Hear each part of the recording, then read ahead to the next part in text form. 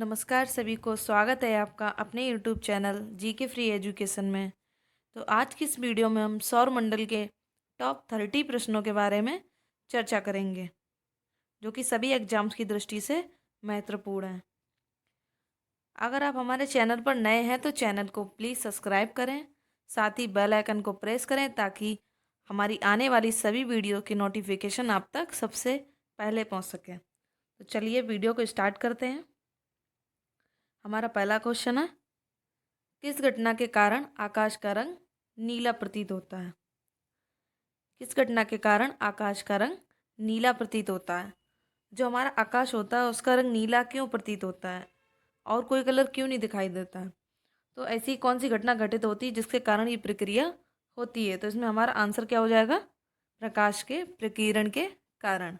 अब ये प्रकाश का प्रकीर्णन क्या होता है? ये एक ऐसी प्रक्रिया होती है जब प्रकाश किसी ऐसे माध्यम से गुजरता है जिसमें धूल एवं अन्य पदार्थों के सूक्ष्म कण होते हैं। सूक्ष्म का मतलब होता है छोटा। जो अन्य पदार्थों के सूक्ष्म कण होते हैं तो उनके द्वारा प्रकाश सभी दिशाओं में प्रसारित हो जाता है। जब प्रकाश की किरण जो होती है उन सूक्ष्म कणों से गुजरती है तो प्रकाश जो होता है वो सभी दिशाओं में प्रसारित हो जाता है, फैल जाता है, जिसके कारण प्रकाश का प्रकीर्णन होता है। इसी प्रक्रिया को हम प्रकाश का प्रकीर्णन कहते हैं। इसी के कारण जो हमारा आकाश का रंग होता है वो हमें नीला दिखाई देता है। ओके, हमारा नेक्स्ट क्वेश्चन है क्वेश्चन नंबर 2। सौरमंडल का सर्वप्रथम क्षुद्र ग्रह कौन सा है जिसे वैज्ञानिकों द्वारा खोजा गया था? हमारे सौरमंडल का ऐसा कौन सा क्षुद्र ग्रह है जो सबसे पहले वैज्ञानिकों ने खोजा था? तो हमारा इसमें आंसर क्या हो जाएगा? हमारा आंसर हो जाएगा सिरस। सिरस एक ऐसा क्षुद्र ग्रह है जिसे वैज्ञानिकों ने सबसे पहले खोजा था। हमारा नेक्स्ट क्वेश्चन है क्वेश्चन नंबर 3। तारे टिमटिमाने का क्या कारण है? तारे के टिमटिमाने का क्या कारण है? तो इसमें हमारा राइट आंसर हो जाएगा प्रकाश का अपवर्तन। अब प्रकाश का अपवर्तन ये प्रक्रिया क्या होती है? तो जब प्रकाश की किरण किसी ऐसे समांगी पारदर्शी माध्यम से दूसरे पारदर्शी माध्यम में जाती है। पारदर्शी का मतलब होता है जिसको जिसको हम दोनों तरफ से देखने पर हमें चीज़ आर पार साफ दिखाई दे, उसको हम पारदर्शी माध्यम कहते हैं।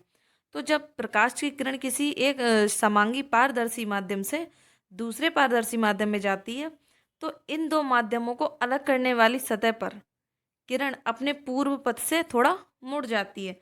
इसको हम इस तरीके से समझा सकते हैं, जैसे मान लीजिए ये कोई माध्यम, ये माध्यम है, ये भी हमारा पारदर्शी माध्यम और ये भी पारदर्शी माध्यम है। ओके, तो प्रकाश की किरण जब किसी पारदर्शी माध्यम से दूसरे पारदर्शी माध्यम में जाती है, इसमें जाती है, तो उसका जो पाथ है जो पहले से आ रहा है उससे वो थोड़ा विचलित हो जाती है, हल्का सा इधर के लिए मूव हो जाती है। तो इस घटना को हम कहते हैं प्रकाश का अपवर्तन। ओके, हमारा नेक्स्ट क्वेश्चन है क्वेश्चन नंबर 4। कौन सा तारा पृथ्वी के सर्वाधिक समीप है? ऐसा कौन सा तारा है जो हमारी पृथ्वी के सबसे नज़दीक स्थित है? तो हमारा इसमें आंसर हो जाएगा सूर्य। सूर्य क्या है? एक तारा है। तो हमारा अगला क्वेश्चन आ जाएगा इसमें क्वेश्चन नंबर 5। एक खगोलीय दूरी क्या होती है? एक खगोलीय दूरी क्या होती है? तो इसमें हमारा आंसर हो जाएगा पृथ्वी और सूर्य के बीच की दूरी।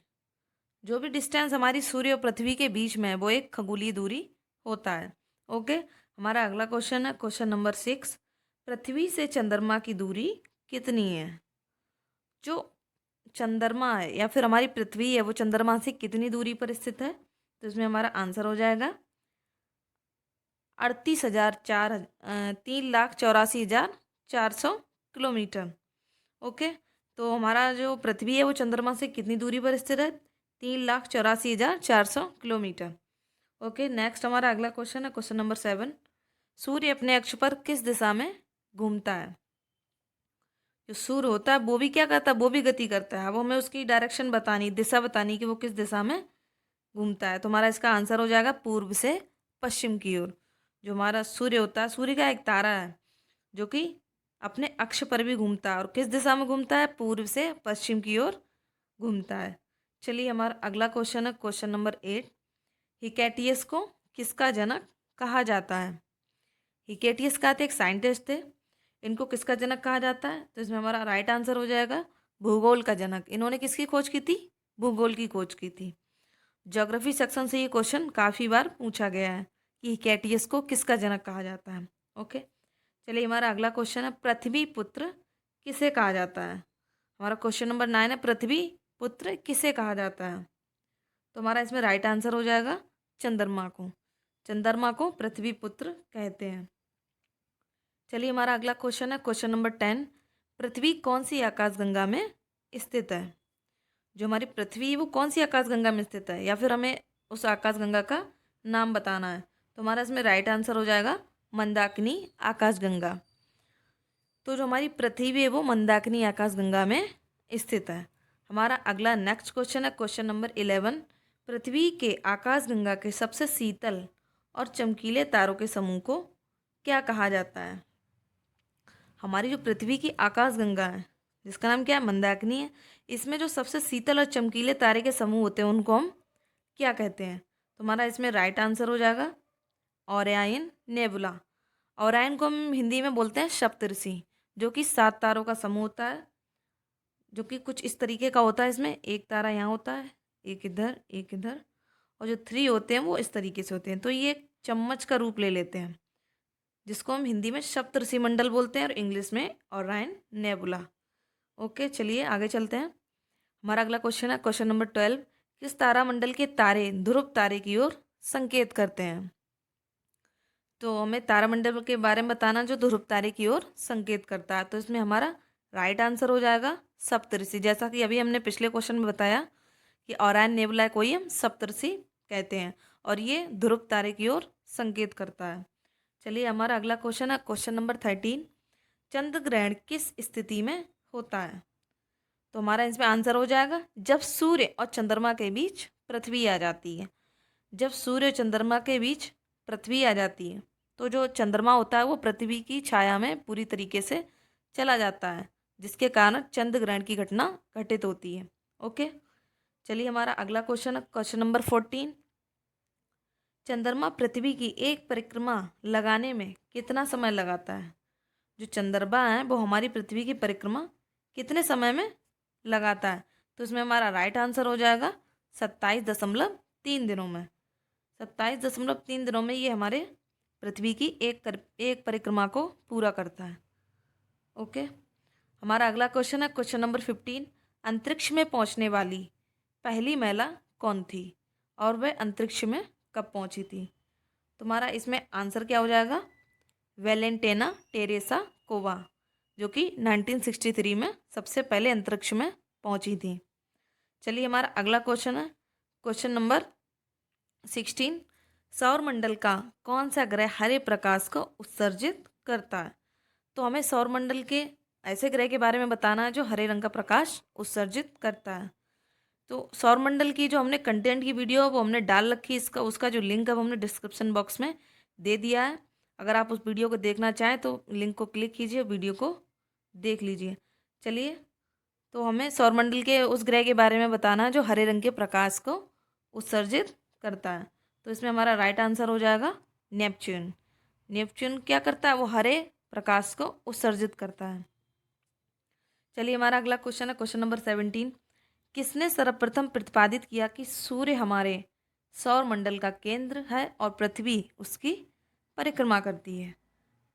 तो हमारा इसका राइट आंसर हो जाएगा कॉपरनिकस। ये मोस्ट इंपॉर्टेंट क्वेश्चन है। इसको इस तरीके से भी पूछ लिया जाता है कि सौर प्रणाली या सौर मंडल की खोज किसने की? तो हमारा इसमें भी आंसर क्या आ जाएगा? कॉपरनिकस। ठीक है, चलिए अगला क्वेश्चन है, क्वेश्चन नंबर 18, ध्रुवों पर दिन की अवधि होती है। ध्रुवों पर जो दिन होता है वो कितने समय के लिए होता है, हमें उस अवधि के बारे में बताना है। तो इसमें हमारा राइट आंसर हो जाएगा 6 माह। ध्रुवों पर जो दिन की अवधि होती है वो 6 माह की होती है, यानी कि जो ध्रुव होते हैं वहाँ पर 6 महीने क्या रहता है? दिन रहता है। ठीक है, चलिए हमारा अगला क्वेश्चन, क्वेश्चन नंबर 19, किस ग्रह का औसत घनत्व सबसे अधिक है? ठीक है, तो इसमें हमारा राइट आंसर हो जाएगा बुध। बुध एक ऐसा ग्रह है जिसका औसत घनत्व सबसे अधिक है। चलिए, आई होप आपको समझ आ रहा होगा। चलिए हम अगले चलते हैं। अगला क्वेश्चन है, क्वेश्चन नंबर 20, किस तिथि को उत्तरी गोलार्ध में सबसे छोटा दिन होता है? उत्तरी गोलार्ध के बारे में, अब जैसे ये हमारी पृथ्वी है, ये दो भागों में विभाजित, इसको हम विषुवत रेखा बोलते हैं या फिर भूमध्य रेखा बोलते हैं। ओके, तो ये जो हमारा होता है इसको हम उत्तरी गोलार्ध बोलते हैं और इसको हम दक्षिणी गोलार्ध बोलते हैं। ओके, तो इस वाले गोलार्ध में, उत्तरी गोलार्ध में हमें सबसे छोटा दिन बताना। ओके, तो इसमें हमारा आंसर क्या हो जाएगा? 22 दिसंबर। ओके, चलिए, अब 22 दिसंबर को ऐसा क्या होता है? तो 22 दिसंबर को जो सूर्य होता है वो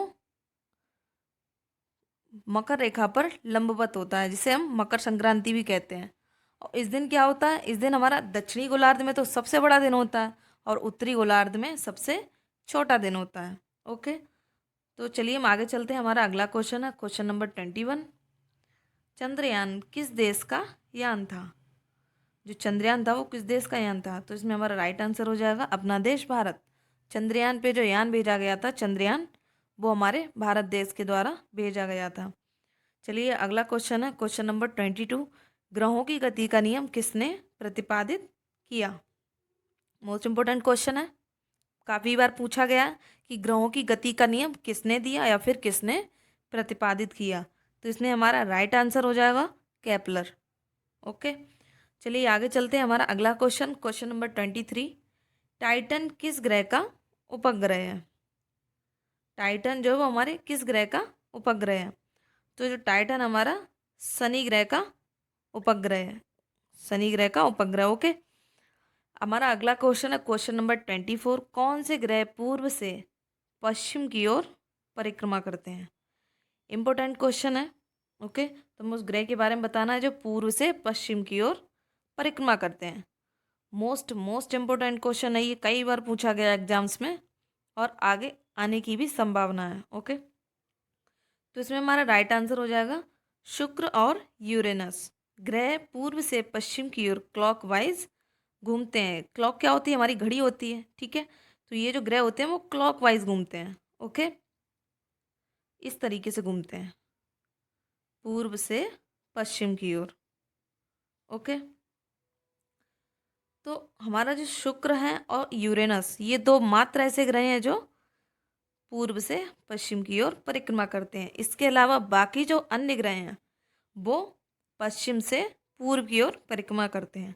ओके, चलिए हमारा अगला क्वेश्चन है क्वेश्चन नंबर 25। सौर प्रणाली की खोज किसने की थी या फिर सोलर सिस्टम की खोज किसने की थी? तो इसमें हमारा राइट आंसर हो जाएगा कॉपरनिकस के द्वारा सौर प्रणाली की खोज की थी। अगला क्वेश्चन है क्वेश्चन नंबर 26। सौर मंडल में कुल कितने ग्रह हैं? तो हमने इसकी कंटेंट की वीडियो डाली है जिसका डिस्क्रिप्शन में हमने लिंक दिया है, उसमें आप इस टॉपिक के बारे में अच्छे से जानकारी प्राप्त कर सकते हैं। ओके, तो सौरमंडल में कुल कितने ग्रह हैं? हमारा इसका आंसर हो जाएगा 8, जो कि क्रमशः कौन से हैं? सबसे पहले हमारा आता है बुध, शुक्र, पृथ्वी, मंगल, बृहस्पति, शनि, अरुण, वरुण। ये कुल 8 ग्रह हैं जो हमारे सौरमंडल में होते हैं। ओके, चलिए आगे चलते हैं। हमारा अगला क्वेश्चन है क्वेश्चन नंबर 27। क्षुद्र ग्रह हैं किन दो कक्षाओं के बीच पाए जाते हैं? अब जो क्षुद्र ग्रह होते हैं वो किन दो कक्षाओं के बीच पाए जाते हैं? तो इसमें आंसर हो जाएगा हमारा मंगल और बृहस्पति। मंगल और बृहस्पति दोनों ग्रहों के बीच में कुछ छोटे छोटे सूक्ष्म कण या खगोलीय पिंड पाए जाते हैं जिनको हम क्षुद्र ग्रह कहते हैं। ओके, अगला क्वेश्चन है क्वेश्चन नंबर 28। हैली धूमकेतु का परिक्रमण काल कितना है? इसमें हमारा राइट आंसर हो जाएगा 76 वर्ष। हैली क्या है? हैली एक धूमकेतु है जिसका परिक्रमण काल कितना है? 76 वर्ष का है। तो जिस भी समय, जिस भी ईयर दिखाई देता उससे नेक्स्ट 76 वर्ष बाद ही ये हमें दिखाई देगा। ओके, चलिए आगे चलते हैं। हमारा अगला क्वेश्चन है क्वेश्चन नंबर 29। पृथ्वी सूर्य का परिक्रमा कितने दिन में पूरा करती है? अब जो पृथ्वी है वो हमारे सूर्य की परिक्रमा कितने दिन में पूरा करती है? तो इसमें हमारा आंसर हो जाएगा 365 दिन 6 घंटे। तो कुल मिलाकर हम बोल सकते हैं कि जो हमारी पृथ्वी होती है सूर्य का जो परिक्रमा होती है वो 1 साल में पूरा करती है। ओके, अब हमारा अगला क्वेश्चन है, इस वीडियो का लास्ट क्वेश्चन है, अरुण की खोज किसने और कब की थी? तो अरुण क्या है? अरुण हमारे सौरमंडल का ग्रह है जिसकी खोज किसने की थी? तो इसका राइट आंसर हो जाएगा 1781 में विलियम हर्शेल के द्वारा। ओके, तो आज की इस वीडियो में बस यहीं तक। यदि आपको हमारी वीडियो पसंद आई हो तो वीडियो को प्लीज़ लाइक एंड शेयर करें। यदि आपको कोई क्वेश्चन या कोई जानकारी चाहिए तो कमेंट बॉक्स में प्लीज़ कमेंट करें और हमारे चैनल को सब्सक्राइब करें। Thanks for watching.